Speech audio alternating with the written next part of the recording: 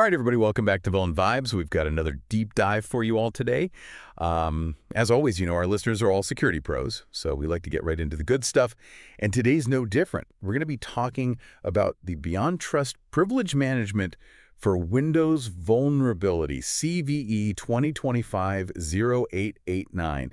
And, at first glance, this one might seem like just another, run-of-the-mill vulnerability. But we've got our expert here to tell us why that's not the case. So welcome. I'm glad to have you here. Thanks for having me. I'm really interested to dive into this one because, our listeners are already pretty familiar with things like MINRE, ATT, and CK, and kill chains. Yeah. So we can kind of skip over those basics and really focus on, what makes this vulnerability stand out. So for those of you who maybe haven't had a chance to look into this vulnerability yet, can you just give us a quick rundown of what BeyondTrust privilege management for Windows actually does? And then we can get into why this vulnerability is a big deal. Sure, yeah. So BeyondTrust privilege management for Windows, it's a pretty important tool.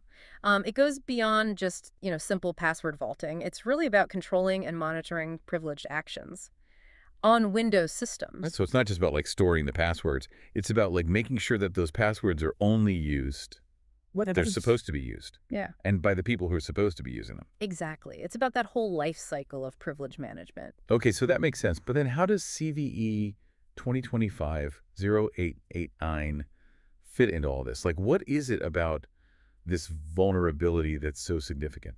Well, with this vulnerability, an attacker who's already on the system, even with basic user privileges, they can exploit the way the software handles these things called COM objects, which are basically little bits of code that give programs certain permissions. Right, if you think of a system as a building, the COM objects are the keys to different rooms. Yeah, exactly. And this vulnerability is like finding a master key. That's a good analogy. So even if an attacker only has access to a utility closet, with this vulnerability, they can potentially get into the server room.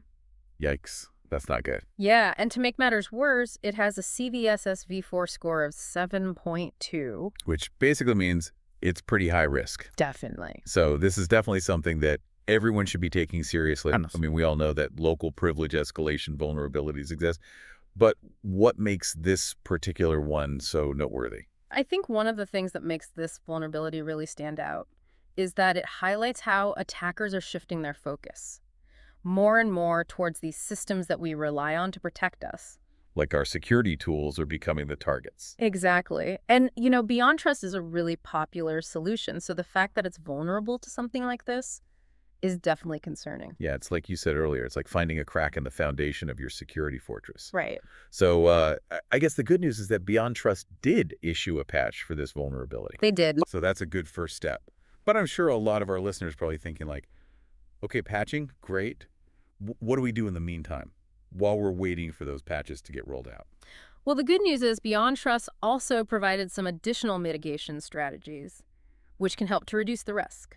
Can you walk us through some of those? Sure. So one strategy is to block COM objects based on their publisher. So it's kind of like having a bouncer at the door, making sure that only authorized COM objects are allowed in. Okay, that makes sense. Another strategy is to set up process mitigations, like Code Integrity Guard, which helps to ensure that only signed and authorized software is allowed to run. So basically making sure that nothing malicious is sneaking in. Exactly. And of course, there's always the tried and true method of monitoring for any suspicious activity. Right. You always want to be keeping an eye on things like registry modifications and looking for any signs that an attacker might be trying to exploit this vulnerability. So basically, the key takeaway here is that we can't just rely on patching.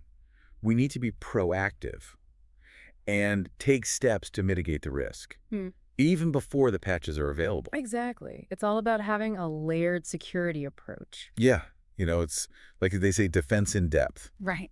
So before we wrap up, is there anything else that you think our listeners should be aware of? I think the biggest takeaway from this whole situation is that we need to start thinking about privileged access management in a more holistic way. What do you mean by that? I mean, we can't just focus on protecting the credentials themselves. We need to think about the entire system and all of the potential attack vectors. Exactly. Because at the end of the day, it's not just about preventing attackers from getting their hands on those privileged credentials. It's about limiting the damage that they can do. If they do manage to get in. That's a really good point. Thanks. So any final thoughts for our listeners before we sign off? Just stay vigilant out there and make sure that you're taking all the necessary steps to protect your privileged access management systems. Great advice. Thank you. All right, well, that's all the time we have for today. Thank you so much for joining us for this deep dive, and we'll see you all next time. On Vuln Vibes. See you later.